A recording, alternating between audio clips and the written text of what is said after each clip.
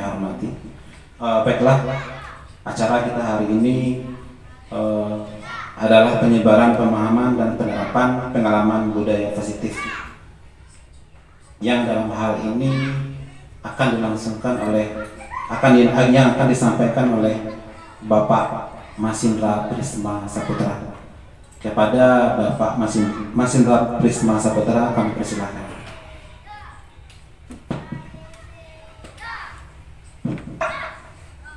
Baik, Bapak Ibu semuanya, terima kasih kami ucapkan kepada Bapak Moderator yang telah membuka kegiatan kita ini. Ya, kegiatan kita kali ini dalam komunitas kita adalah penyebaran pemahaman dan penerapan pengalaman budaya positif. Ya, pemahaman dan penerapan pengalaman budaya positif.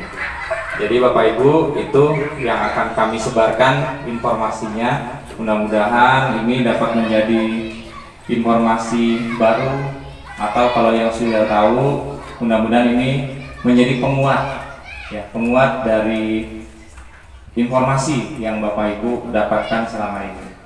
Jadi Bapak Ibu, ini merupakan kegiatan kami di CGP Rekognisi Angkatan 10, Bapak Ibu ya. Sekaligus kami juga menjadi fasilitator di program pendidikan guru penggerak dan sudah bertugas, ya sudah masuk modul 1.43.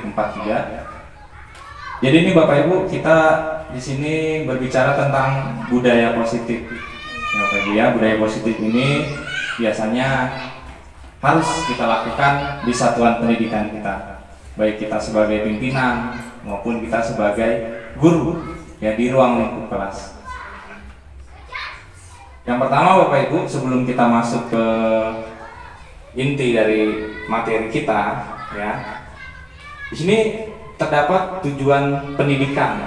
Ya, menurut Ki Hajar Dewantara, kita ketahui bahwa Ki Hajar Dewantara merupakan Bapak Pendidikan Indonesia. Ini tujuan pendidikan menurut beliau adalah menuntun segala kodrat yang ada pada anak. Ya, artinya apa? Seorang guru itu hanya menuntun, tidak bisa seorang anak dipaksakan. Kalau dulu kita mendengar bahwa anak-anak itu kertas putih, ya, tapi kalau dalam teori KHD ini, Ki Hajar Dewantara ini, anak-anak merupakan kertas yang masih buram, kabur. Sudah ada coretannya, tapi coretannya masih buram. Siapa yang memperjelas? Yang memperjelas adalah seorang guru pendidik. Ya, kita ini yang di ruang lingkup satuan pendidikan, ya, menuntun segala kodrat yang ada pada anak-anak, ya, pada anak-anak agar dapat mencapai keselamatan dan kebahagiaan setinggi-tingginya. Jadi tujuannya apa? Kalau kita sudah menuntun anak-anak tersebut mencapai keselamatan, ya, anak-anak tersebut keselamatan dan kebahagiaan setinggi-tingginya. Jadi tidak ada paksaan dalam pendidikan. Ya, ini teori Ki Hajar Dewantara, Bapak Pendidikan kita. Nah, di sini dasar kita melaksanakan pendidikan, ya, di ruang lingkup satuan pendidikan. Ya, baik manusia, ya, maupun sebagai anggota masyarakat. Artinya baik untuk dirinya sendiri, ya, sebagai individu, dan sebagai anggota bagian dari masyarakat, baik itu di masyarakat lingkungan sekolah, lingkungan rumah, ya, desa, ya, ataupun di kecamatan dan seterusnya gitu. Kemudian oleh sebab itu pendidik itu hanya dapat menuntun, ya, yang seperti tadi disampaikan, menuntun tumbuh atau hidupnya kekuatan kodrat yang ada pada anak-anak. Jadi dasar yang sudah ada pada anak-anak itu yang kita asah.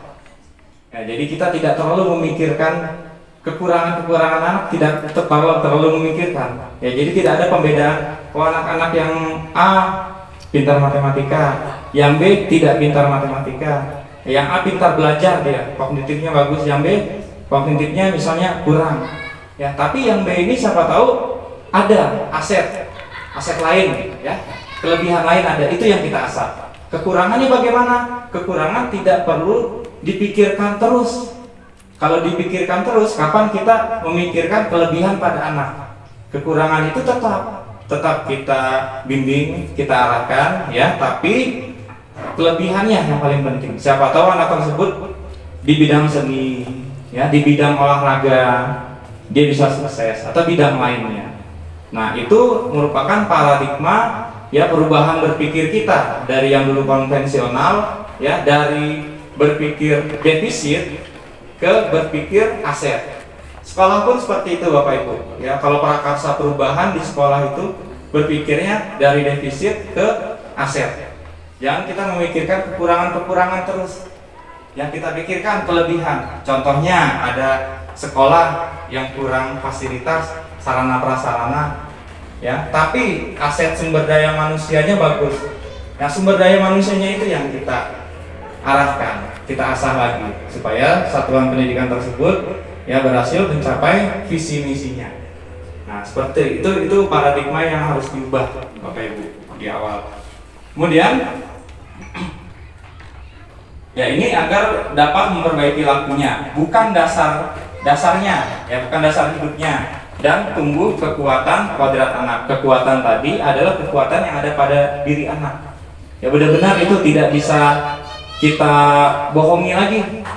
Ya, anak tidak bisa matematika, ya, tapi kita bilang, oh itu bisa, ya, tapi ada kelebihannya pada bidang lain. Nah, itu tujuan pendidikan sekilas, ya, izin kami menyampaikan. Kemudian menyangkut dengan judul atau tema kita kali ini, yaitu budaya positif.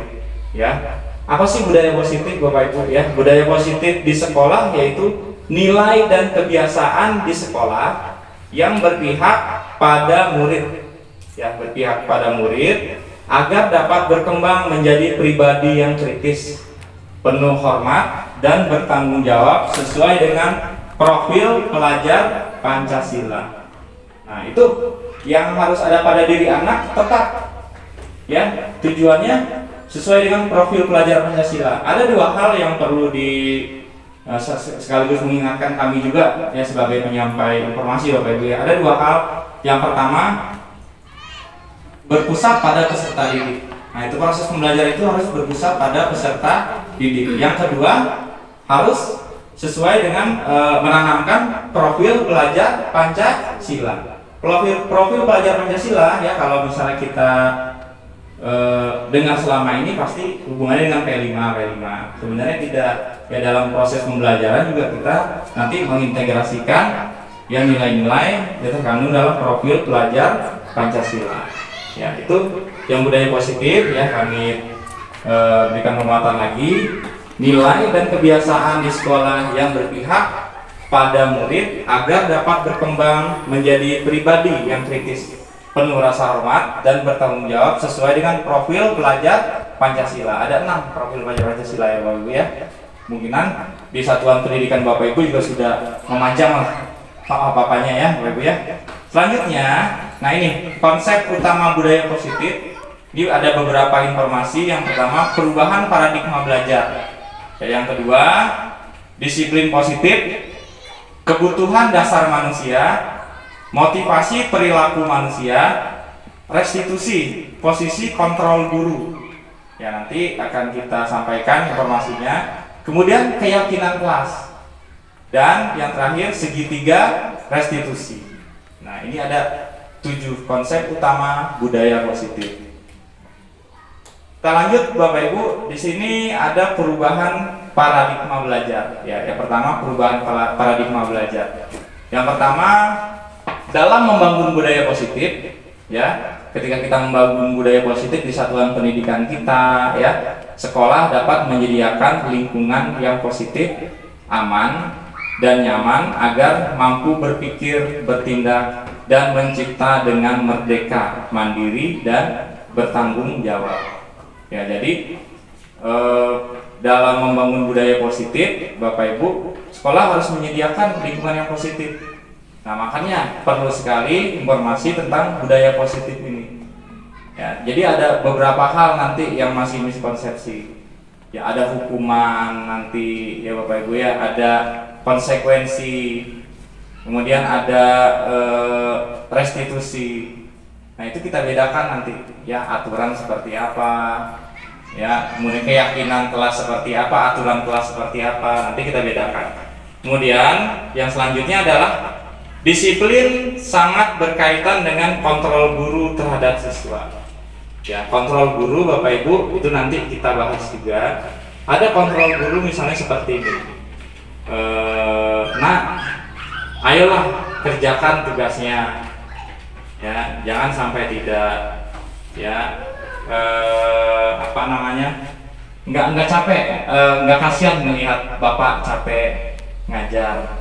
Kadang-kadang kan di kelas kan ada tuh anak-anak yang apa ya, yang kurang perhatian dengan pelajaran, ngerjakan tugas nggak mau. Biasanya kita kan ngomong seperti itu. Nah, kerjakanlah.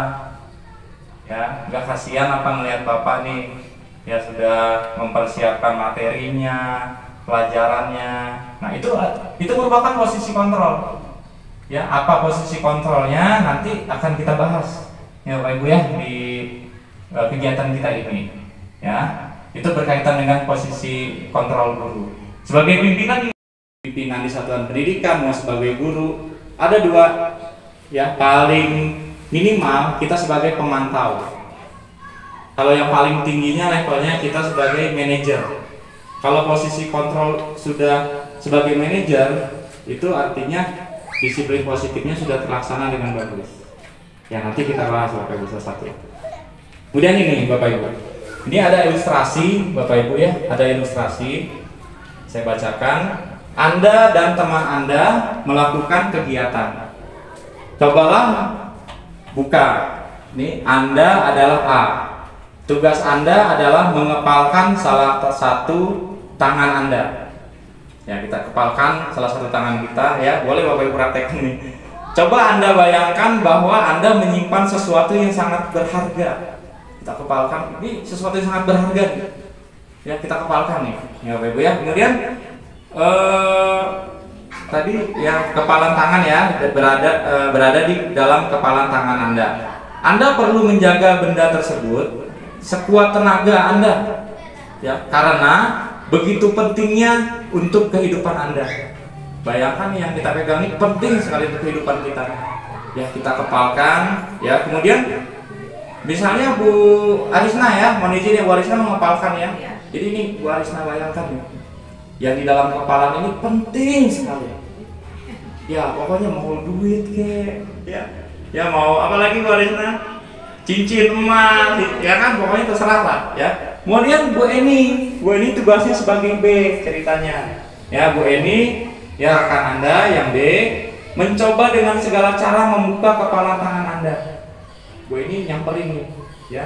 Gimana caranya harus terbukalah kepalan tangan Bu Arisna nih, ya. Di kepalan tangannya itu tetap dia kekeh dia, ya. Kemudian di hardiknya, di gertaknya Bu Arisna, ya. Diintimidasi juga. Awas kalau nggak buka, kita nggak temenan nih, nggak bestie nih, ya. Udah sampai ke intimidasi, udah dimarah-marahi juga, digodanya, buka dong. Nanti saya kasih lah duit, pokoknya harus buka gitu. Bu Arisna nggak juga buka, ya kan? Kemudian menawari dengan uang ya, agar Bu Arisna ini bersedia membuka kepalan tangan, tapi Bu Arisna tetap mengepal ya, karena kuatnya pendiriannya ya. Jadi Bapak Ibu, kalau yang seperti itu Bapak Ibu ya, ini ada hubungannya dengan perubahan paradigma belajar ya. Perubahan paradigma belajar, teori kontrol, ilusi kontrol. Ya, ini Dr. William Glasser mengatakan yang pertama ilusi guru mengontrol murid. Ya. Kemudian yang kedua, ilusi bahwa semua penguatan positif, efektif dan bermanfaat. Yang ketiga, ilusi bahwa kritik dan membuat orang merasa bersalah dapat menguatkan karakter. Kemudian selanjutnya ilusi bahwa orang dewasa memiliki hak untuk memaksa. Nah, itu ada beberapa perubahan paradigma teori kontrol atau kita biasa menyebutnya teori kontrol. Ya, ilusi kontrol, Pak, ya, ilusi kontrol. Kemudian kembali kepada Bu Arisna tadi, kenapa Bu Arisna ini kuat dia menggenggam? Kira-kira apa Bu ini? Kira-kira apa? Kenapa Bu Arisna ini kok kuat menggenggam tangannya? Udah diintimidasi, dimarahin, digoda, dirayu. Kenapa?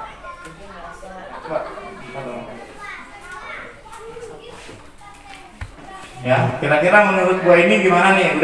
Udah segala cara Bu ini sampai-sampai ya udah kita nggak bestian lah kayak gitu. Ya kan. Silakan Bu ini. Mungkin kan Ibu Arsna itu merasa yang dipegangnya, yang kepalanya itu barang yang berharga namanya. Berharga bagi bagi dirinya. Bagi diri Ibu Arsna itu. Bagi diri Bu Arisna. Ya, Tidak bisa tergoyahkan ya. Tidak bisa tergoyahkan dan tidak bisa terbagikan. Iya. Nah, ini yang kepalan tadi ya Bapak Ibu ya. Ini yang kepalan tadi. Berarti itu sesuatu yang sangat berharga. Ya Bapak Ibu ya, sesuatu yang sangat berharga sehingga Bu Arisna ini nggak bisa goyah. Sama halnya dengan disiplin kita. Ya kalau kita misalnya memangnya sudah berpegang teguh ya Bu Arisna ya, berpegang teguh, yang namanya disiplin itu tidak akan goyah dengan apapun.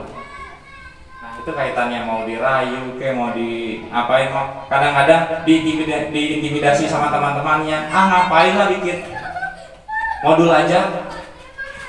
Ya kan? Ya ngapain lah kita pembelajaran itu harus inovatif, gaji dapat juga kok, ya kan? Padahal itu merupakan suatu bentuk disiplin positif. Ya untuk anak-anak kita juga agar pembelajaran berpusat pada murid. Jadi kalau misalnya itu memang sudah berharga, Bapak Ibu, disiplin tersebut di satuan pendidikan kita contohnya, ya kita nggak bakalan goyah mau apapun yang terjadi. Ya hujan pun kita datang ke sekolah, ya Pak ya. Hujan pun kita datang ke sekolah, nggak ngaruh. Ya hujan masih bisa kok pakai jas hujan ya. Nah itu kalau sudah memang kita kuat ya tentang disiplin positif tersebut. Selanjutnya Bapak Ibu ini disiplin positif ya. Yang pertama, apa makna disiplin? Ya kira-kira Bapak Ibu ada yang ingin berpendapat gak? Kira-kira apa itu makna disiplin menurut pemahaman Bapak Ibu? Apa kira-kira makna disiplin itu apa?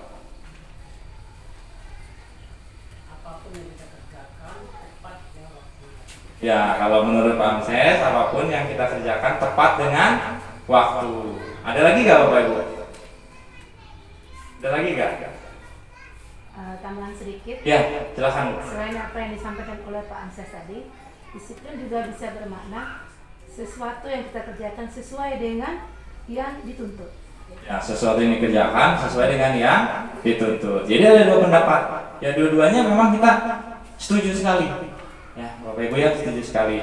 Jadi di sini Bapak Ibu ada beberapa hal tentang disiplin. Ya Bapak Ibu ya, kita kembali ke dasarnya masalah disiplin ini. Yang pertama, disiplin itu berasal dari bahasa Latin. Ya, ini pengucapannya mohon maaf ya kalau salah Bapak Ibu ya. Disiplina. Ya, artinya apa? Belajar. Ya, artinya belajar ternyata disiplin itu yang kita sering ucapkan nih, disiplin. Oh, ternyata dari bahasa Latin dasarnya ya. Awalnya yaitu artinya belajar. Kemudian makna asal dari kata ini berkonotasi dengan disiplin diri. Ya dari murid-murid Sokrates dan Plato. Nah itu pemikir-pemikir dulu Bapak Ibu ya di Yunani ya, itu pemikir-pemikir dulu. Kemudian disiplin diri membuat orang menggali potensinya menuju sebuah tujuan. Apa yang dia hargai? Ya disiplin diri membuat orang menggali potensinya. Ya menuju sebuah tujuan apa yang dia hargai. Kemudian namun dalam budaya kita makna kata disiplin telah berubah menjadi sesuatu yang dilakukan seseorang kepada orang lain untuk mendapatkan kepatuhan. Ya kalau disiplin pasti patuh. Ya pasti patuh apanya pemikiran kita, bayangan kita pasti patuh. Kemudian kecenderungan umum adalah menghubungkan kata disiplin dengan ketidaknyamanan, bukan dengan apa yang kita hargai atau pencapaian suatu tujuan mulia. Ya, jadi disiplin tepat waktu ke sekolah misalnya. Ya, itu kan kadang-kadang kita kan menjadi ketidaknyamanan tuh. Absensi abon lah. Absen online kan ketidaknyamanan. Ya, absen online segala lagi, nyambung lagi. Nanti ada laporannya lagi. Nah itu cenderung pada umumnya ke situ. Padahal itu harus kita hargai. Ya atau pencapaian suatu tujuan mulia. Tujuannya apa ya? Tujuannya ya supaya kita di satuan pendidikan kita di sekolah tuh tertib, nyaman. Proses pembelajaran juga lancar. Kegiatan-kegiatan peserta didik juga lancar. Nah, seharusnya seperti itu, ya Bapak Ibu ya. Sama seperti tadi ketika Bu Arisna menggenggam, disiplin Bu Arisna. Ya, karena Bu Arisna yakin yang di dalamnya ini ya berharga. Ya, kita misalnya menggunakan absensiabon untuk disiplin waktu kita ke sekolah, itu kalau kita udah nggak berharga nggak bakal ngaruh lagi sama intimidasi macam-macam. Yang sudah nggak menjadi keberatan lagi seperti itu. Ya, selanjutnya Bapak Ibu, ya di sini ada juga pengertiannya Bapak Ibu ya, pengertiannya yaitu disiplin adalah kemampuan memerintah diri sendiri. Nah, memerintah diri sendiri. Ya, memerintah diri sendiri dalam mengontrol dan menguasai diri untuk memilih tindakan yang mengacu pada nilai-nilai yang kita hargai dengan penuh tanggung jawab tanpa terperintah orang lain. Nah, tadi Bu, silakan Pak, ada tempat duduknya ya, boleh di depan Pak. Ya, silakan Pak. Nah, terima kasih kami ucapkan kepada Bapak Kepala Sekolah SD 07 ya, dan meluangkan waktunya. Terima kasih. Kita lanjut ya Bapak Ibu ya. Jadi itu Bapak Ibu ya, tanpa terperintahkan orang lain. Tadi Bu Arisna sudah mencobakan ya, ya tidak ngaruh lah. Yang mau disuruh buka, dirayu, apa nggak ngaruh ya. Kemudian nilai-nilai yang kita hargai adalah nilai kebajikan ya, sifat atau sifat positif manusia yang merupakan tujuan mulia yang ingin dicapai setiap individu. Salah satunya yaitu nilai-nilai dalam profil pelajar Pancasila. Nah, itu Bapak Ibu ya. Kemudian selanjutnya Bapak Ibu, ini ada beberapa informasi tentang kebutuhan dasar ya. Realitas atau kebutuhan setiap orang berbeda. Ya, jadi kita selalu berusaha untuk memahami pandangan orang lain tentang dunia. Setiap orang memiliki gambaran yang berbeda. Ya, ada kebutuhannya karena cinta kasih dan diterima. Ya, kemudian ada kebutuhannya penguasaan. Ya, ada kebutuhan itu dia tidak mau mengerjakan latihan, dia murung aja. Ya, dia murung aja. Kita tidak boleh langsung menyalahkan. Ya, kita kembalikan ke kebutuhan dasarnya. Ya, dan di 5 ini, pasti di 5 ini Bapak Ibu.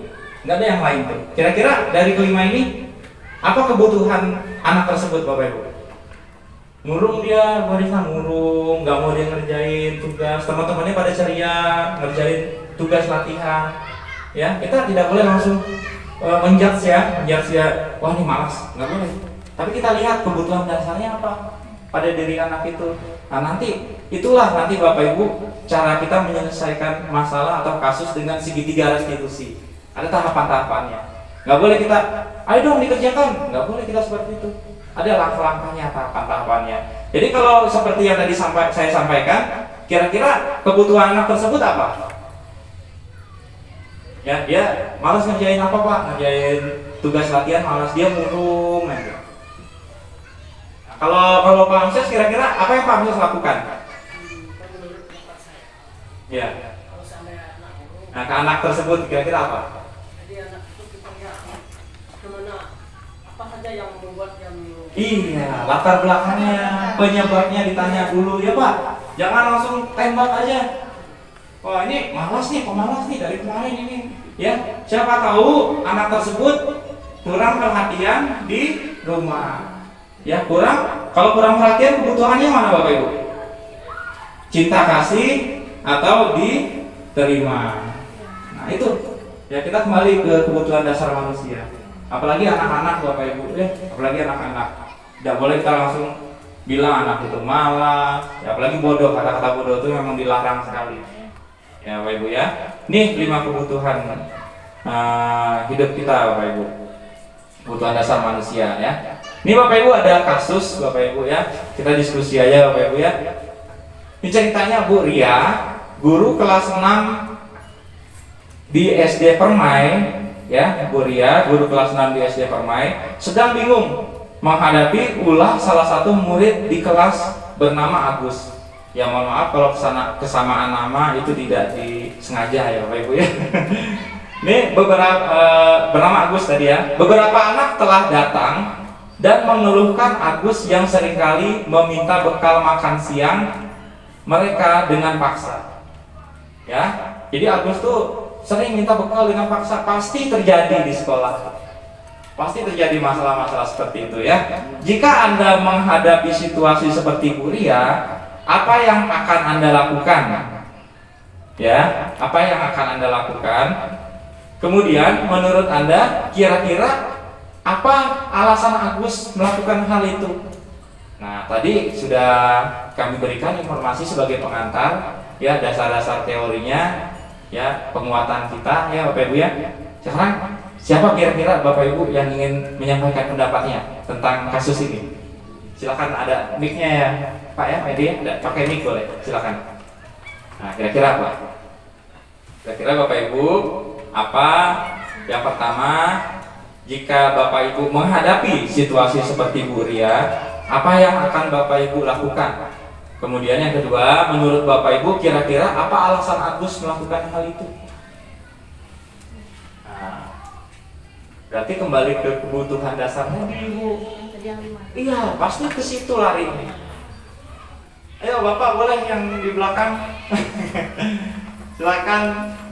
Bu Tika, boleh Bu Tika mengungkapkan pendapatnya? Ya, silakan Bu Tika. Ya, silakan Bu Tika. Silakan Bu Tika. Kira-kira apa yang Bu Tika lakukan ya dari pengantar yang kami sampaikan di awal tadi? Kemudian apa alasan si Agus melakukan itu? Ya, kalau perasaan seorang guru pasti pengira-ngiraannya itu kadang-kadang tepat. Ya. Iya, anak yang jahil, anak yang sering minta bekal, ya pasti ya yang tadi tanggungan. Ya silakan Bu Tika. Makasih kesempatannya yang telah diberikan. Menurut saya mungkin Agus ini merasa di kelasnya dia sebagai orang yang gak berani sama kelasnya. Ya. Makanya dia berani meminta paksa makanan kepada temannya. Sebagai guru kita harus mendekati Agus dulu, menanyakan dengan lembut, dengan pendekatan yang tepat untuk menanyakan ke Agus apa alasan dia melakukan seperti ini. Ya, itu yang pertama kali Bu Tika lakukan kan. Kemudian perkiraannya ada. Berarti Bu Tika telah melaksanakan ini. Ya, kira-kira dari masalah Agus tadi Bu Tika, apa kebutuhan dasar Agus itu yang kurang terpenuhi? Cinta kasih dia. Cinta kasih. Mungkin dia ada beberapa faktor dari rumah mungkin sehingga dia bisa melakukan seperti itu di kelasnya. Iya, cinta kasih menurut Bu Tika ya. Atau ada nggak dari Bapak Ibu yang lain kira-kira Agus itu kebutuhan dasarnya yang kurang terpenuhi apa? Dari ilustrasi tadi enggak apa Bu? Kesenangan. Kenapa kesenangan Bu apa Bu ini? Silakan Bu ini. Ini kan perkiraan kita sebagai apa? Nanti kita konfirmasi kepada Agus tersebut. Ya, silakan Bu ini. Nah, ini Bu kepala sekolah kita nih. Ya, silakan Bu ini. Pakai mic Bu ini, nggak mau Bu ini. Ayo. Ayo Bu ini, kita masuk ke dalam ini ya, rekaman ya Bapak Ibu ya. Nah, kira-kira si Agus itu kebutuhan dasar yang terpenuhinya apa? Jadi kita harus mengkonfirmasi dulu, menanyakan, nggak boleh langsung kita marahi, nggak boleh ya. Nah, ya menurut Pak Devi apa? Silakan Pak, nggak apa-apa kita mengungkapkan pendapat aja sambil diskusi ya. Silakan Pak. Iya Bu, silakan.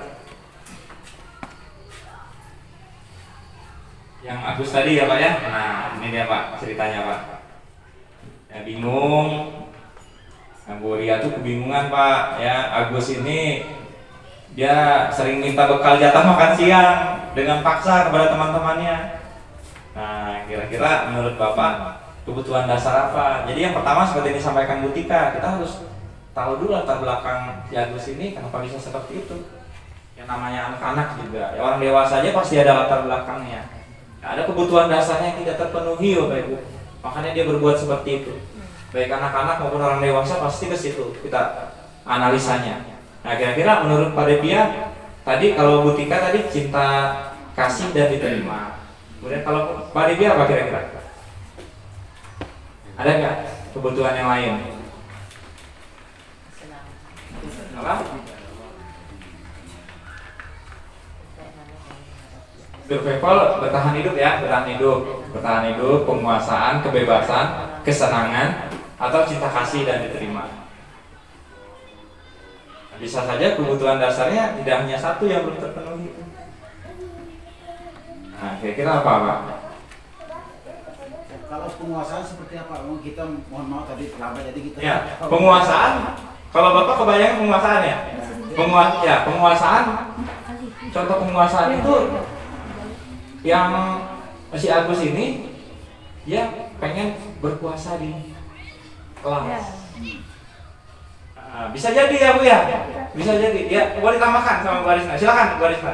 Nah, kalau kata panitia tadi memberi masukan ya pendapatnya, katanya penguasaannya juga kebutuhan dasarnya itu belum terpenuhi mungkin atau kurang. Silakan Bu. Ya, makasih. Nah, di sini kita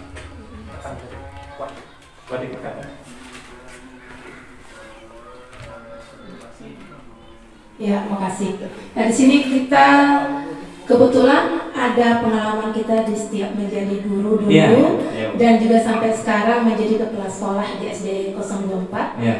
Masih ada siswa yang seperti ini tingkah lakunya. Betul. Kebetulan sekarang kami sering menemui itu di kelas 1 yang baru masuk. Dia latar belakang keluarganya itu yang broken home juga dan tinggal sama neneknya. Nah, pertama memang sesuai apa yang disampaikan oleh Ibu Tika tadi, dia kurang cinta kasih dan tidak terima gitu kan di rumah maupun di teman-temannya. Dan itu dia kurang tadi kasih sayang sehingga tidak mendapatkan apa yang dia inginkan. Sampai di sekolah dia melihat keadaan seperti itu, tentu dia merasa ingin juga gitu kan. Dan yang kedua kami lihat selain anak seperti itu, ada juga anak yang merasa dirinya agak berkuasa dalam kelas. Dia merasa, wah saya di sini yang paling gagah, yang paling kuat. Otomatis dia juga jadi yang paling nakal dan paling pintar juga. Jadi dia merasa kamu yang bawa lebih sini, kamu sini. Nah ini kita perlu ada kemarin kita buat SKTPPK ya.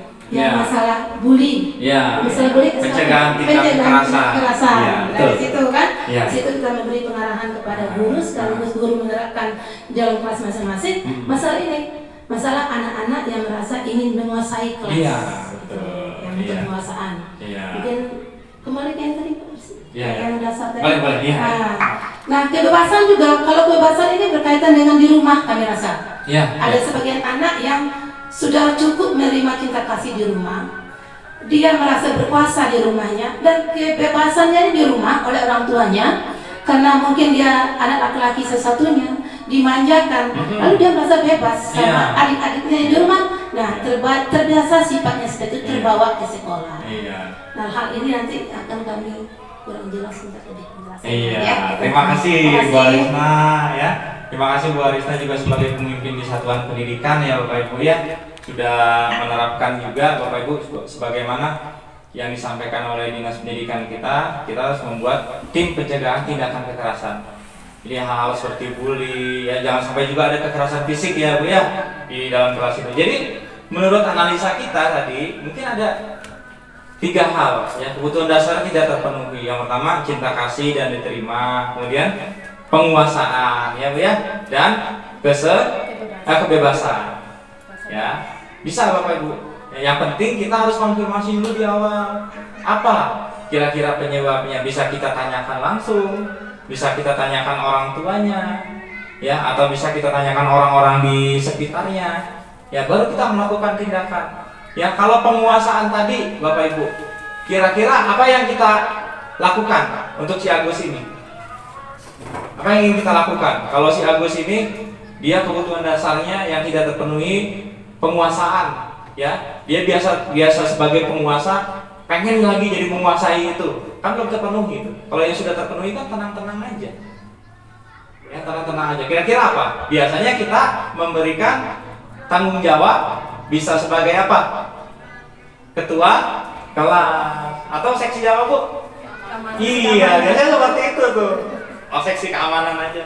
Memang berubah dia Bu, dikasih tanggung jawab, dia akan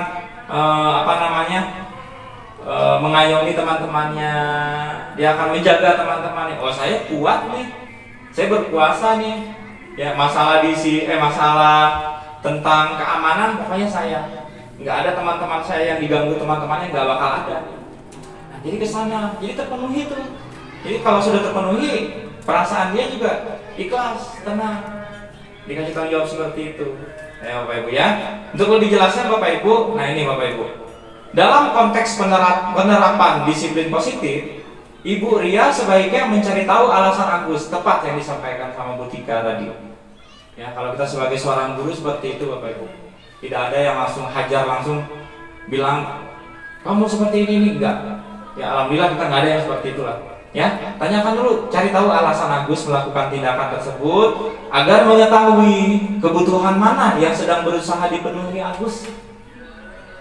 Ya, mau itu anak kecil, orang dewasa, pasti motifnya ini Bapak Ibu. Motifnya ini. Kita pun melakukan kesalahan pasti motifnya ke sini.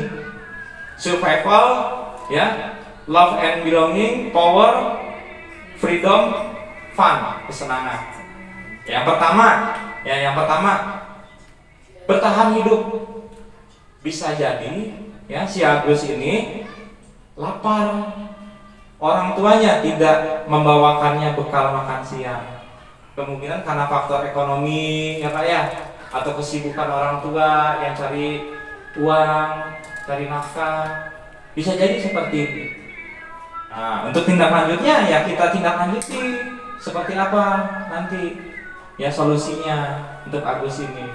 Ya kalau sudah terpenuhi yang ini Bapak Ibu, kita sebagai pemimpin pembelajaran, Agus nggak bakal berperilaku seperti itu lagi.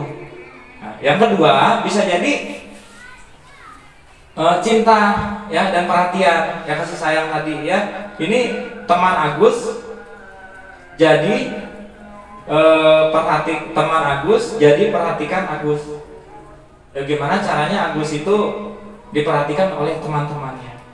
Kadang-kadang nggak diperhatikan, siapa tahu acak-acakan si Agus ini, nggak mau ditemenin, bajunya belum disetrika, siapa tahu ya, karena orang tuanya sibuk misalnya.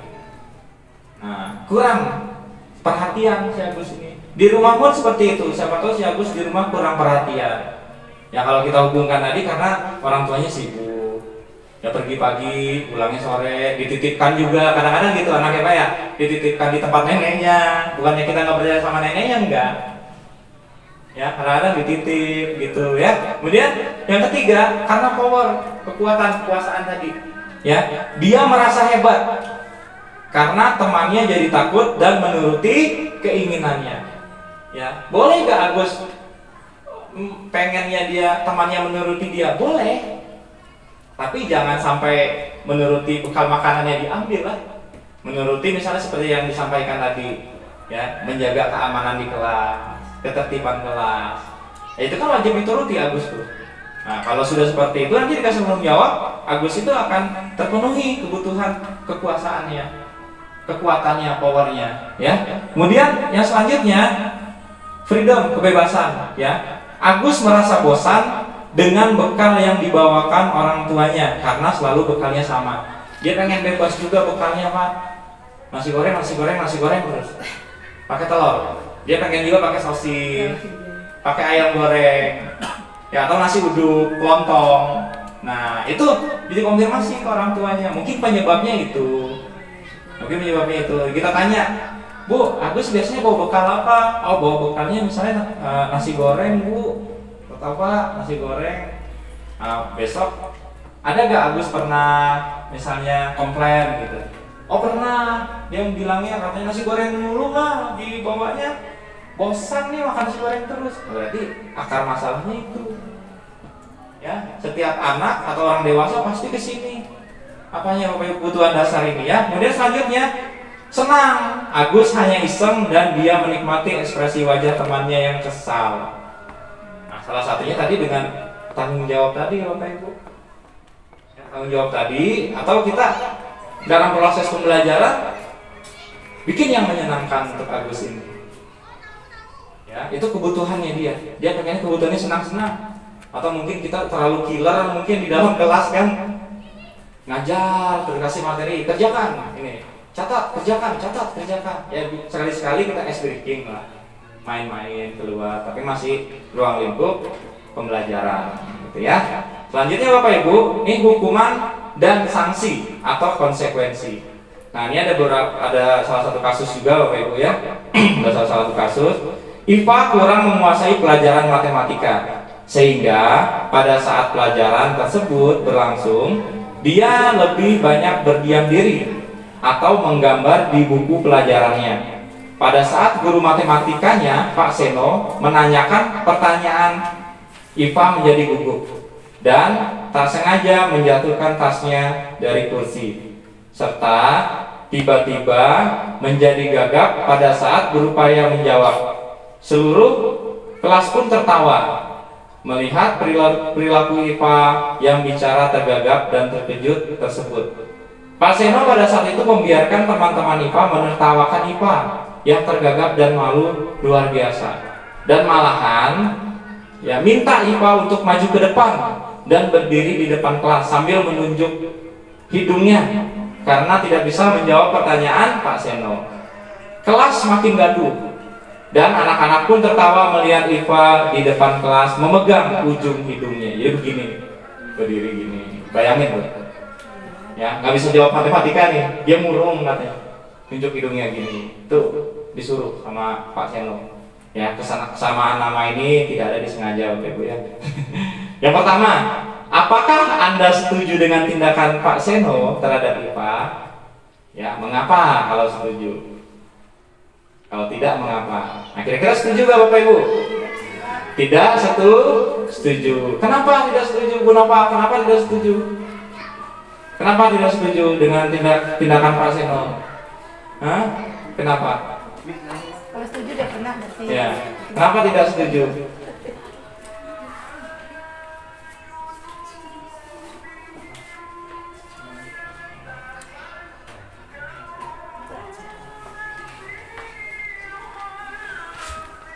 Ya, kira-kira kenapa nggak setuju?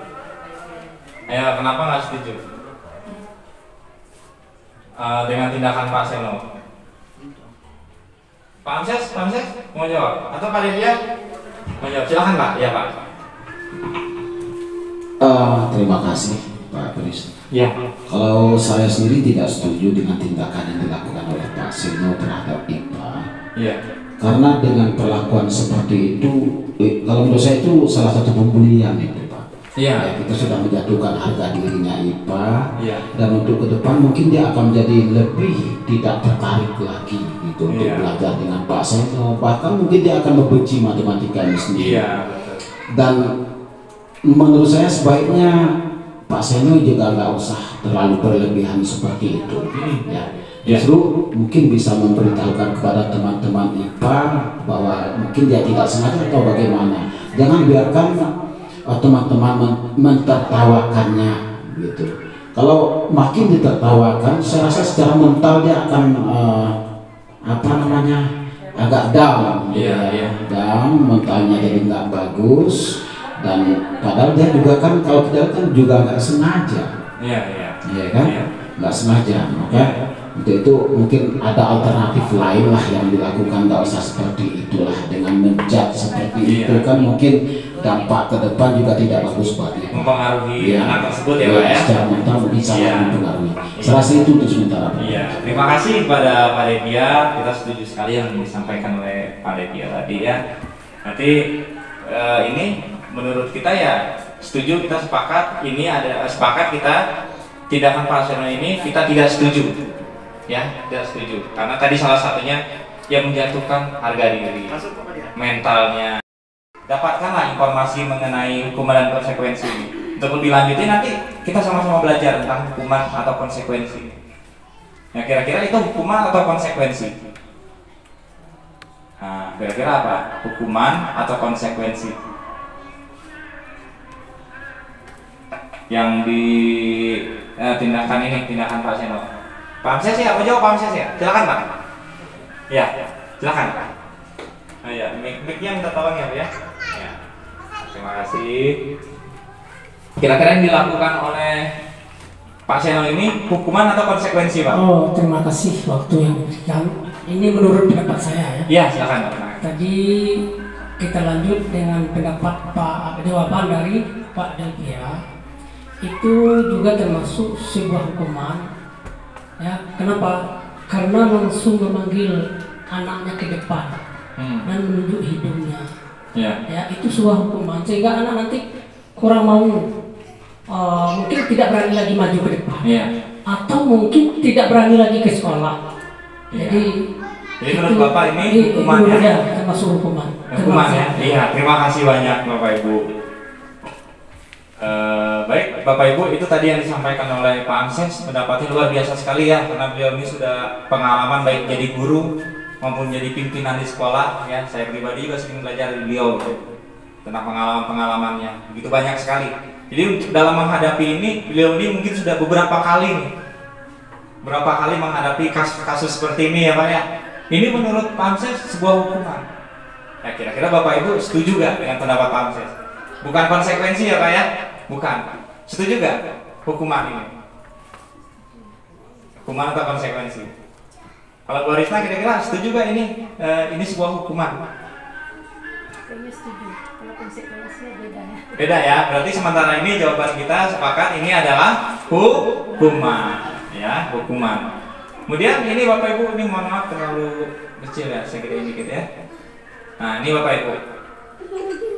Identitas gagal, ya identitas itu yang ada pada diri anak. Ya tadi Pak Aditya juga menyenggol-nyenggol masalah mentalnya, psikologisnya, psikisnya. Itu yang membuat kita jadi sukses sebenarnya Bapak Ibu. Ya, anak-anak kita jadi sukses itu. Itu kalau hukuman Bapak Ibu, itu identitas pada anak gagal, pasti gagal. Tapi kalau konsekuensi dan restitusi itu merupakan disiplin. Disiplin itu membuat identitas sukses. Jadi seperti apa hukuman? Hukuman ini perbedaannya Bapak Ibu. Yang pertama, sesuatu yang menyakitkan harus terjadi. Nah, kalau konsekuensi sesuatu harus terjadi. Kalau restitusi, nah satu lagi restitusi. Restitusi itu merupakan pilihan. Nah, untuk lebih lanjutnya nanti kita uraikan Bapak Ibu. Ini kita sampaikan. Yang kedua, kalau hukuman itu tidak nyaman untuk murid atau anak untuk jangka waktu panjang, tidak ada efeknya dalam jangka waktu panjang. Kalau hukuman, kalau konsekuensi ya tidak nyaman untuk murid atau anak untuk jangka waktu pendek, ya. Tapi kalau restitusi menguatkan untuk murid dan anak dalam jangka waktu panjang. Nah ini hukuman, korban mendapatkan keadilan. Ya kalau konsekuensi korban bisa diabaikan. Restitusi korban mendapatkan ganti. Nah ini yang ini Bapak Ibu yang hukuman ya. Ini murid dan anak tersakiti ya. Kalau misalnya kalau tadi konsekuensi murid dan anak atau anak dibuat untuk nyaman ya. Kemudian restitusi murid atau anak mendapatkan penguatan ya. Kemudian ada lagi nih, ini banyak nih Bapak Ibu, nanti kita sampaikan ya. Nah ini kalau hukuman negatif ya dampaknya itu negatif. Kalau konsekuensi dampaknya netral. Kalau restitusi itu dampaknya positif. Salah satu penggunaannya dalam kalimat seperti apa Bapak Ibu dalam verbal nih. Kalau hukuman ya tidak harus kita anak itu suruh berdiri. Ya, bukannya cuma hanya itu aja. Contohnya, awas kalau dilakukan lagi ya, nanti awas kamu. Itu udah termasuk hukuman tuh. Kalau konsekuensi seperti apa? Lakukan apa yang saya katakan. Nah, kemudian kalau restitusi, apakah hal ini yang sesungguhnya ingin kamu lakukan? Nah, lebih ke situ Bapak Ibu ya. Kemudian ini hukuman paksaan ya. Kalau konsekuensi stimulus respon, kalau restitusi teori kontrol. Ya ini hukuman konsep diri buruk, konsekuensi konsep diri baik, restitusi konsep diri kuat. Kemudian ini kalau disiplin positif ya, hukuman itu mendorong menyalahkan diri. Ya kalau konsekuensi mendorong kepatuhan. Yang terakhir tadi restitusi mendorong disiplin positif. Nah, ini hukuman dan sanksi atau konsekuensi serta restitusi. Nah, ini Bapak Ibu, semua perilaku memiliki tujuan, ya. Ini ada teori motivasi perilaku. Yang pertama, motivasi eksternal, ya, untuk menghindari ketidaknyamanan atau hukuman, ya. Apa yang akan terjadi apabila saya tidak melakukannya? Itu motivasi eksternalnya. Kemudian yang pertama internal, eksternal ya Bapak Ibu ya. Kedua lagi motivasi eksternalnya untuk mendapatkan imbalan dari orang lain atau institusi. Apa yang akan saya dapatkan apabila saya melakukannya? Nah, ini motivasi perilaku Bapak Ibu ya. Kemudian yang ketiga, untuk menghargai diri sendiri. Ini motivasi internal ya, tujuan disiplin positif. Saya akan menjadi orang yang seperti apa bila saya melakukannya. Nah, ini merupakan teori motivasi perilaku manusia ya. Ini yang tiga ini. Kemudian Bapak Ibu ya, kita sama-sama berlatih Bapak Ibu ya, yang sudah kita sampaikan informasinya sampai di mana kira-kira ya tingkat pemahaman kita. Yang pertama, mencatat 100 kali di dalam buku. Kalimatnya, saya tidak akan terlambat lagi, saya tidak akan terlambat lagi, saya tidak akan terlambat lagi karena terlambat ke sekolah. Menurut Bapak Ibu, dari Pak Amses dulu ya, kita gantian ya. Menurut Pak Amses, kira-kira ini hukuman atau konsekuensi?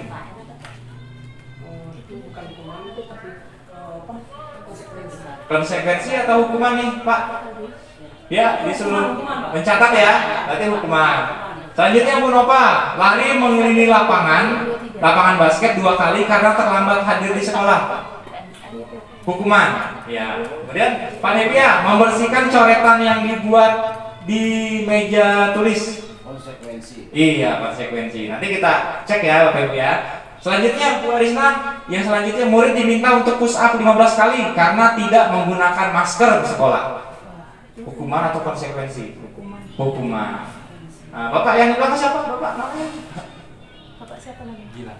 Gilang. Pak Gilang yang selanjutnya menggantikan kertas tugas teman yang telah dicoret-coret. Hukuman atau konsekuensi? Konsekuensi. Bapak, silakan yang selanjutnya. Berjemur di lapangan basket pukul 12.00 siang karena mengobrol dengan teman. Hukuman atau konsekuensi?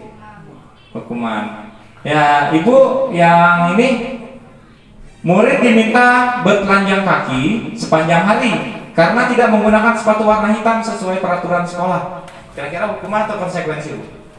Hukuman. Bu Yola, berdiri di depan kelas sambil mengangkat kaki 1 karena tidak bisa menjawab pertanyaan. Hukuman. Pak Henry, mohon izin Pak moderator. Kita kenal semua ya, karena kita diskusi santai aja Bapak Ibu ya.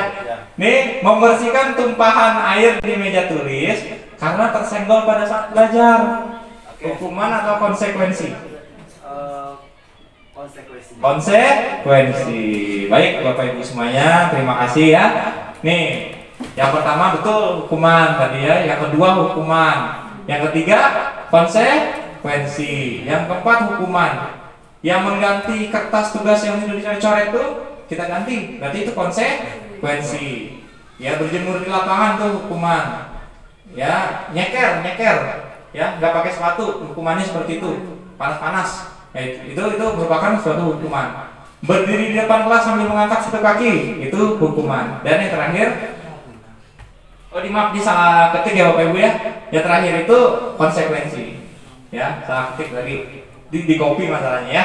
Selanjutnya Bapak Ibu, ini posisi kontrol kita Bapak Ibu ya, posisi kontrol kita sebagai seorang guru. Yang pertama sebagai penghukum ya, ini restitusi Bapak Ibu, posisi kontrol guru. Yang pertama sebagai penghukum, pembuat merasa bersalah ya, posisinya sebagai teman, sebagai pemantau, dan sebagai manajer ya. Ini posisi kontrol guru. Posisi kontrol guru. Nah, contohnya nih, ya dari sebuah verbal Bapak Ibu, dari sebuah pernyataan ya.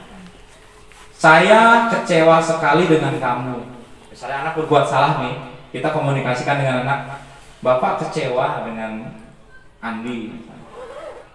Itu posisi kontrol kita sebagai apa? Pembuat orang merasa bersalah. Ya, sama seperti kita yang orang dewasa gitu juga. Kecewa kita ya Pak ya. Ya Pak Hendri ya. Kecewa kita Pak Hendri. Iya. Ya, atau saya kecewa sama Pak Hendri. Itu kan jadi merasa bersalah nih. Salah saya nih. Nah, ke anak gitu ada juga posisi kontrol seperti itu. Ya, kemudian posisi kontrol selanjutnya, kamu tidak pernah benar melakukannya.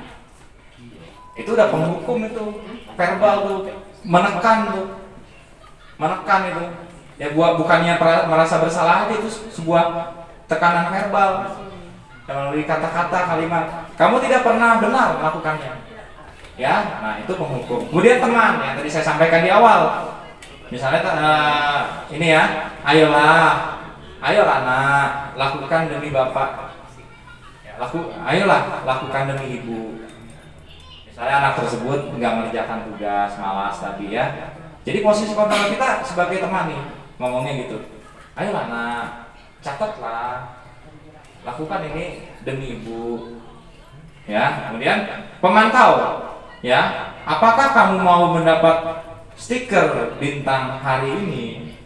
Nah itu biasanya yang reward apa tuh Bapak Ibu ya? Ya, yang kalau misalnya kita baik, ikhlas, tenang, tertib, anak-anak kan mendapat stiker bintang. Itu sebagai pemantau kita, sebagai pemantau posisi kontrol seorang gurunya. Sebagai manajer, nah kalau ini lebih kepada diri peserta didik tersebut. Bagaimana kamu bisa menyelesaikan masalah ini? Nah ini yang kita sebut dengan coaching sesama kita. Kembali ke anak lagi. Ya pasti dalam diri anak ada tuh penyelesaiannya. Karena mereka ada kebutuhan dasarnya yang belum terpenuhi. Sebenarnya jawabannya ada. Ya, belum terpenuhi kebutuhan dasarnya, ya. Kemudian yang penghukum lagi. Anak terlambat nih ngerjain latihan. Kita ngomongnya gini. Kamu selalu paling terakhir mengerjakan latihan. Itu udah penghukum. Ya, udah penghukum, ada penekanan di sana Bapak Ibu. Nah, nih kita lanjut ya Bapak Ibu ya. Kasus pertama nih misalnya, pada hari Senin Pak Harun tidak masuk sekolah. Pak Harun merupakan guru matematika. Saat itu Bu Wati menggantikan Pak Harun. Bu Wati baru 1 tahun menjadi guru SMP. Beberapa murid, perempuan Vivi dan Natalia ya mengetahui hal ini dan mulai menggunakan kesempatan dan bersikap seenaknya. Ya, tertawa dan tidak mengindahkan kehadiran Bu Wati. Nah, jadi seperti ini panjang ilustrasinya Bapak Ibu ya karena waktu kita juga. Kira-kira Bapak Ibu posisi kontrol mana yang dilakukan oleh Bu Wati? Posisi kontrolnya yang mana? Nah, coba Bapak Ibu sekilas ya, dibaca sekilas ya, mohon waktunya. Kira-kira posisi kontrol yang mana yang dilakukan sama Bu Wati? Manajer, pemantau, teman, pembuat bersalah, atau penghukum?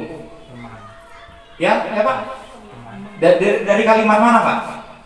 Ayolah tugasnya dikerjakan, nanti ibu tegur bapak sekolah. Iya, keren Pak Gilang. Ya teman, tepuk tangan Bapak Ibu. Ya, dari tepuk tangan ya. Teman. Ya, kemudian selanjutnya Bapak Gilang nih jadi guru penggerak nih cocok nih. Selanjutnya yang kedua. Silakan Bapak Ibu di apa aja ya, dibaca. Ya, dibaca sekilas. Kira-kira posisi kontrolnya yang mana nih?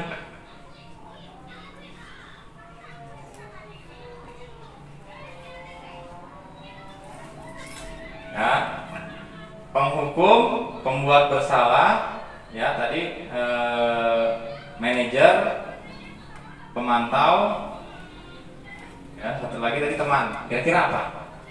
Dari ilustrasi yang bagian mananya? Gitu.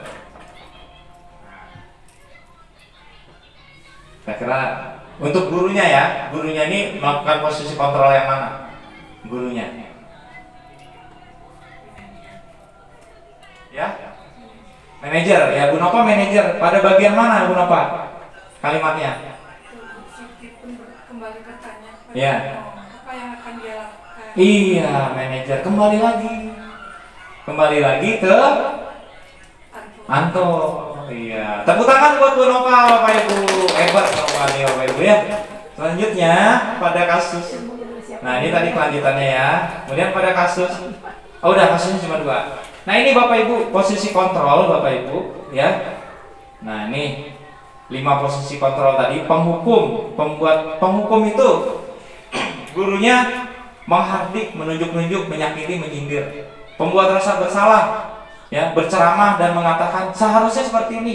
Ibu kecewa. Nah itu membuat rasa bersalah. Teman membuat alasan-alasan untuk muridnya. Kenapa sih kamu gini? Ya kamu nggak kasihan apa gitu kan? Kemudian pemantau, menghitung dan mengukur. Ini ada lagi di bawahnya Bapak Ibu ya. Contoh kalimatnya pemantau ini apa peraturannya? Nah gitu. Kemudian manajer. Nah ini yang paling penting. Manajer identitas berhasil dan sukses, kontrol diri. Ya manajer ini mengajukan pertanyaan-pertanyaan. Ya contohnya apa yang sudah kita yakini? Apa yang bisa kamu kerjakan untuk memperbaiki masalah ini? Ini yang menguatkan pribadi anak. Bukannya tadi kita menjatuhkan harga diri anak ya pada biaya. Mental anak kena, psikologisnya kena, itu akan berakibat buruk buat anak. Ya, jadi posisi kita itu minimal pemantau, lebih bagusnya lagi manajer. Ya, posisi manajer itu tidak dilakukan oleh sebagai pimpinan di satuan pendidikan aja. Guru pun gitu terhadap anak. Ya di satuan pendidikan Bapak Ibu, rekan-rekan kami kepala sekolah, pasti kita pernah yang seperti ini. Kalau memberikan dampak yang bagus, pemantau dan manajer. Tapi kadang-kadang sesuai kondisi juga Bapak Ibu. Sebagai teman, cuma yang harus dihindari ini, menghindari. Ya Bapak Ibu ya. Mungkin itu. Selanjutnya keyakinan kelas Bapak Ibu. Nah ini keyakinan kelas adalah nilai-nilai kebajikan atau prinsip universal yang disepakati bersama. Ya jadi keyakinan kelas ini disepakati bersama. Apa bedanya dengan aturan kelas? Ya Bapak Ibu ya. Kalau aturan kelas biasanya siapa yang buat? Aturan kelas siapa yang buat Bapak Ibu? Biasanya. Keyakinan kelas dengan aturan kelas apa bedanya? Yang membuat siapa? Kalau aturan itu yang membuat siapa biasanya? Kalau sekarang kan bolehnya keyakinan kelas ya Pak ya. Nah, kira-kira apa? Itu biasanya dibuat oleh guru langsung bikin aturannya. Tidak boleh ribut. Kalimatnya ya Pak ya, Bapak Ibu ya. Kalau keyakinan kelas tidak boleh pakai kalimat negatif. Contohnya mungkin Bapak Ibu sudah pernah melakukan nih. Dilarang membuang sampah sembarangan. Nah, kalau keyakinan kelas datangnya pada diri anak-anak tersebut. Apa kalimatnya kira-kira?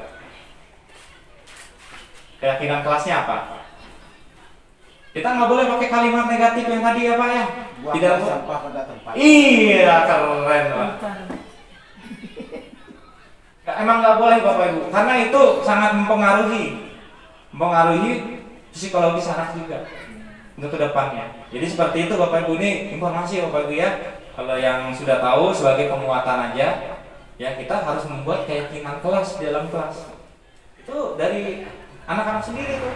Maju satu-satu atau tunjuk tangan. Nih Pak, saya Pak, hadir tepat waktu. Kita tulis atau anak suruh nulis ke depan. Ya, kemudian melakukan piket kelas, mengerjakan PR. Ya, ketika diberikan PR dikerjakan. Banyak lagi Bapak Ibu. Itu dari anak. Ya karena itu dampaknya untuk anak sendiri. Ya menurut dosen Bapak Ibu, suatu keyakinan akan lebih memotivasi seseorang dari dalam. Karena anak-anak tersebut yang mengajukan keyakinan kelasnya, dia yakin dalam hatinya kalau kita itu harus melaksanakan piket kelas. Yakin dia. Kalau enggak, dalam hati berbicara nih, perasaannya berbicara. Kalau enggak, kelas kotor. Kelas kotor nanti nyamuk lah dalam laci, apa sakit kita. Nah itu dalam diri, intrinsik. Seseorang akan lebih semangat untuk menjalankan keyakinannya daripada hanya sekedar mengikuti peraturan. Nah itu makanya harus dengan positif ya Bapak Ibu kalimatnya. Ini Bapak Ibu, budaya positif di dalamnya itu mencakup lingkungan yang positif, keyakinan kelas dan peraturan kelas.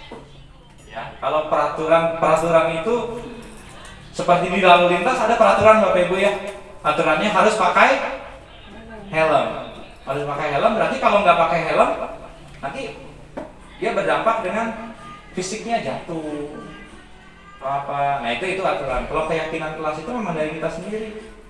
Ya itu dalam kelas Bapak Ibu. Nah ini selanjutnya peraturan, ya Bapak Ibu ya, peraturan itu selalu kembali peraturan misalnya selalu kembalikan buku pada tempatnya. Ya, dilarang mengganggu orang lain. Ya. Ini ada beberapa ya Bapak Ibu ya. Kemudian nilai kebajikannya. Kalau mengembalikan buku ini nilai kebajikannya apa? Tanggung jawab ya. Kemudian dilarang menggunakan narkoba. Ini kan sebuah kalimat aturan ya. Ya, nanti dalam keyakinan kelas dibikin kalimatnya positif. Itu nilai kebajikan yang dituju apa? Untuk kesehatan. Ya, keyakinan kelasnya dia yakin kalau tidak menggunakan narkoba itu ya kesehatan kita bagus, yakin pada dirinya. Ya, gunakan masker. Ya, ini tidak boleh berdiri di kelas atau koridor. Ya, karena ini keselamatan dan keamanan. Kemudian ini Bapak Ibu keyakinan kelas tadi. Yang pertama keyakinan kelas bersifat abstrak daripada peraturan yang lebih rinci dan konkret. Ya, kemudian keyakinan kelas berupa pernyataan universal. Ya, sampai yang terakhir bersedia meninjau kembali keyakinan kelas dari waktu ke waktu. Nah, itu. Nah, ini langkah-langkahnya Bapak Ibu, prosedurnya ya. Yang pertama kita persilahkan murid-murid kita untuk mencurahkan pendapatnya tentang peraturan yang disepakati. Ini membuat keyakinan kelas. Kemudian mencatat masukan-masukannya, menyusun keyakinan kelas sesuai prosedur. Ya, kemudian nih Bapak Ibu, kalimatnya positif. Contohnya, jangan berlari di kelas atau koridor. Kalimat positifnya, berjalanlah di kelas atau koridor. Itu yang harus tertempel di sekolah. Jangan pakai kata-kata negatif. Nanti sugestinya udah lain tuh Bapak Ibu. Itu yang harus dihindari. Ya. Itu keyakinan sekolah, keyakinan kelas memang datangnya dari anggota masyarakatnya. Ya. Kemudian tinjau kembali daftar surat pendapat yang sudah dicatat tadi. Kemudian tinjau ulang ya, ditinjau ulang. Setelah keyakinan sekolah atau kelas sudah dibuat, maka semua warga kelas dipersilakan meninjau ulang dan menyetujuinya dengan menandatangani keyakinan kelas tersebut atau keyakinan sekolah tersebut ya. Kemudian yang terakhir keyakinan sekolah atau kelas selanjutnya bisa dilekatkan di dinding kelas di tempat yang mudah dilihat semua warga kelas ya. Ini Bapak Ibu, ini ada pengalaman kami ya dalam mempraktekkan keyakinan kelas. Seperti ini Bapak Ibu ya. Yang pertama keyakinan kita menyampaikan ini keyakinan kelas itu datangnya dari anak-anak Bapak sendiri. Manfaatnya itu anak-anak Bapak pasti tahu ya. Kemudian kira-kira apa? Maju satu-satu Bapak Ibu. Maju satu-satu ke depan kelas ya, maju satu-satu, dicatat satu-satu. Ya misalnya tadi membuang sampah pada tempatnya. Anak kedua maju sampai semua anak ya. Kemudian gimana kita sepakati gak? Sepakati ya. Kalau sudah disepakati berarti sudah diyakini. Ya itu yang kita laksanakan. Ya Bapak Ibu ya, itu yang kita laksanakan. Restitusi itu adalah sebuah proses menciptakan kondisi bagi murid untuk memperbaiki kesalahan mereka ya, sehingga mereka bisa kembali pada kelompok mereka dengan karakter yang lebih kuat. Melalui restitusi, guru dapat membantu murid menjadi lebih baik dan memberikan penawaran bukan paksaan.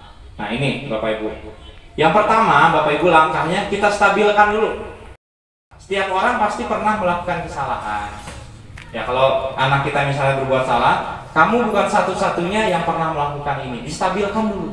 Jangan langsung dibikin emosi anaknya, dibikin merasa bersalah, jangan. Ya, sama orang dewasa pun kita sama orang dewasa kayak gitu. Distabilkan dulu. Ya sudah distabilkan, kemudian divalidasi tindakan yang salah. Kamu tentu punya alasan mengapa melakukan itu. Ya. Adakah cara yang lebih efektif untuk mendapatkan apa yang kamu butuhkan? Nah itu beberapa contoh kalimatnya. Setelah itu nanyakan keyakinan lagi. Nilai apa yang telah kita sepakati? Kembali ke keyakinan. ya, contohnya keyakinan kelas atau keyakinan sekolah. Kalau anak-anak kita kembalikan yang kita sudah membuat keyakinan kelas kemarin, kira-kira nilai-nilai apa nih yang kita sepakati kemarin. Nah, itu kita kembalikan ya. Ini tahapannya Bapak Ibu, menstabilkan identitas ya. Salah satunya tadi kalimatnya, berbuat salah itu tidak apa-apa ya. Manusia tidak ada yang sempurna ya, semua orang pasti pernah berbuat salah. Nah, itu stabil tuh. Jadi pada saat stabil ya, psikologis anak itu merasa tenang ya, baru dia bisa nanti kita validasi tindakan yang salah ya. Pasti kamu punya alasan mengapa melakukan itu ya. Selanjutnya menanyakan keyakinan ya, menanyakan keyakinan.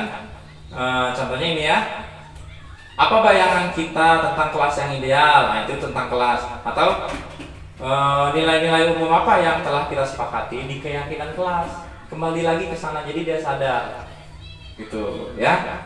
Nah, ini penerapan segitiga restitusi Bapak Ibu ya, sudah tidak dilakukan ya. Nah, ini Bapak Ibu ya, proses penstabilannya. Pertama, semua orang pasti pernah melakukan kesalahan. Apa yang Nugi lakukan, orang lain juga pernah melakukannya. Itu menstabil.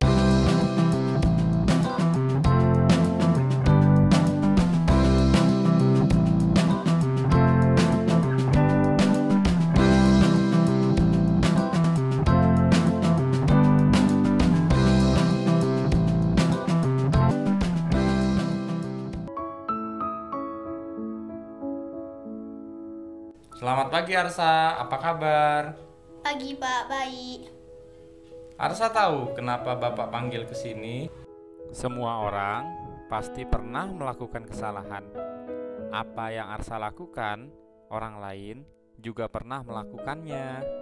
Apakah Arsa makan di kantin pada saat jam pelajaran?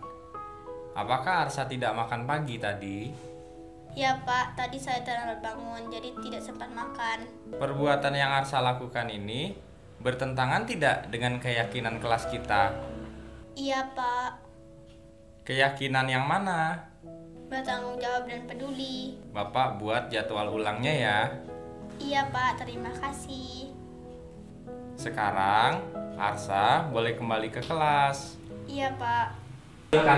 Kemudian validasi tindakan yang salah. Apakah Nugi makan di kantin jam belajar, paginya tidak makan? Ya kan? Iya Pak, saya terlambat bangun. Jadi tidak dibangunkan tidurnya. Iya Pak.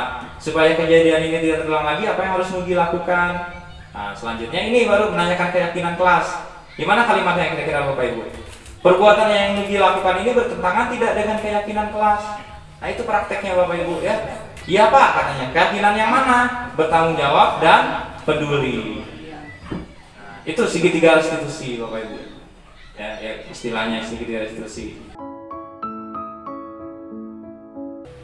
Selamat pagi Pak, baik. Alesa tidak mengumpulkan PR. Semua orang pasti melakukan kesalahan. Apa yang Alesa lakukan, itu orang lain juga pernah lakukan. Alesa bukan satu-satunya orang yang tidak pernah mengumpulkan PR. Boleh Bapak tahu apa alasan Alesa tidak mengumpulkan PR? Sampai jam 8:30 malam. Alesa mau membuat PR-nya Pak, tapi Alesa ketiduran. Apakah dengan tidak membuat PR itu bertentangan dengan keyakinan kelas kita? Iya Pak, tanggung jawab dan peduli menjadi seorang guru. Itu cita-cita yang sangat mulia. Jadi Alesa sudah paham kan keyakinan kelas yang sudah kita sepakati? Iya Pak, bertanggung jawab, peduli, menghargai, dan gotong royong. Tidak harus mengerjakan PR pada malam hari, di siang hari kan juga bisa. Iya Pak.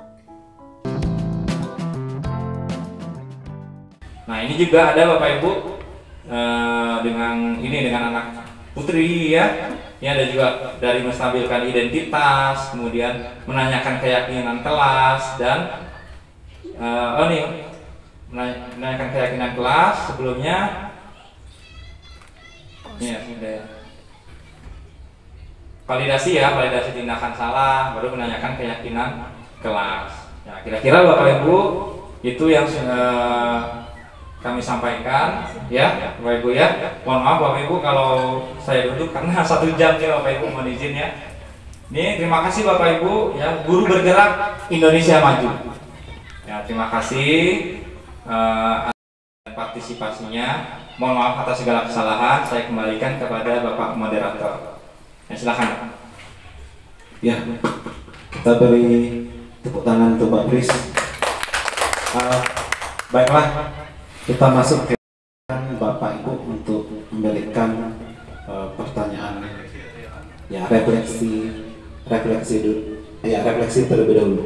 Kami persilakan kepada Bapak Ibu untuk memberikan refleksi satu. Ya. Mohon izin ya, Pak Moderator. Oke. Dari pelajaran yang telah Pak Pris berikan, yaitu Buria Positif, sehingga kami mengucapkan banyak terima kasih apa-apa yang telah sampaikan tadi. Mudah-mudahan dengan Buria Positif ini kami bisa menerapkan di sekolah kami sehingga terjadi budaya positif yang lebih baik. Demikian, terima kasih.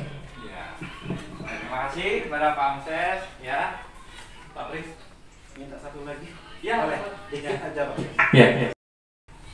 Tangkap di sini yang saya rasakan di sini, refleksi yang saya rasakan di sini adalah ini suatu pembelajaran yang sangat berharga bagi kita semua.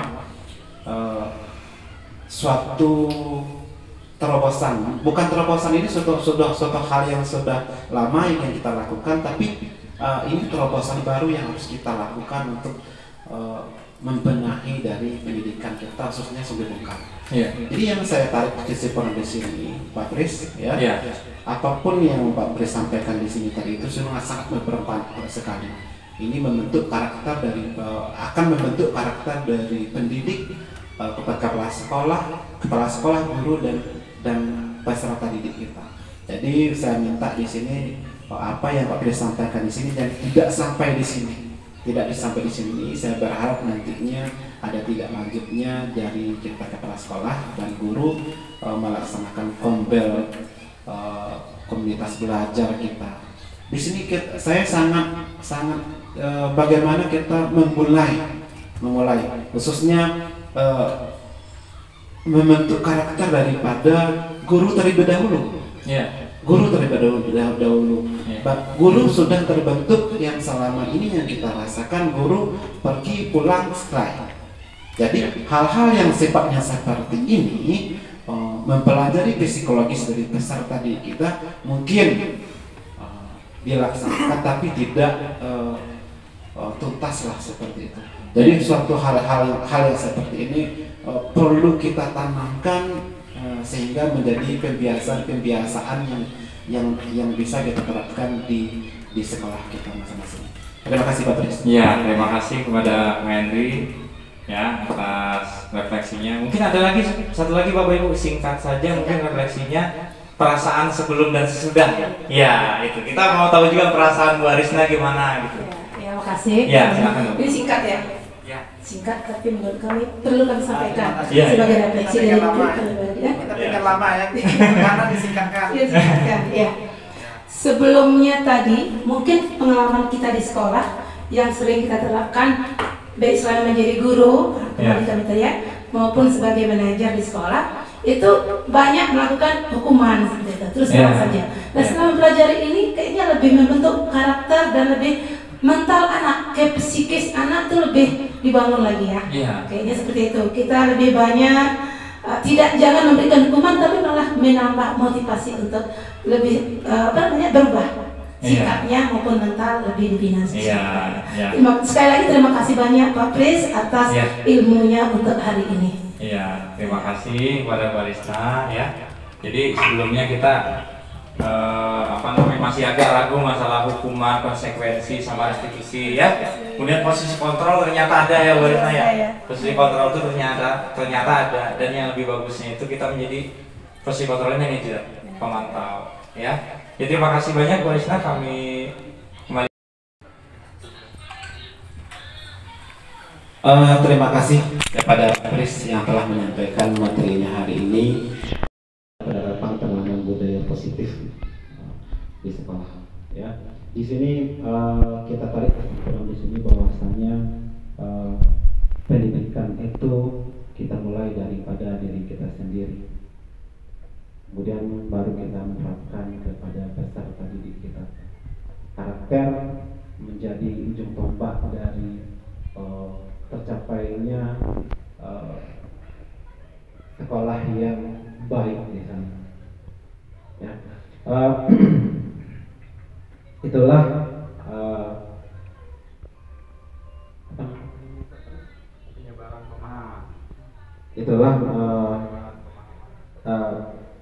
materi penyebaran pemahaman dan penerapan pengalaman budaya positif.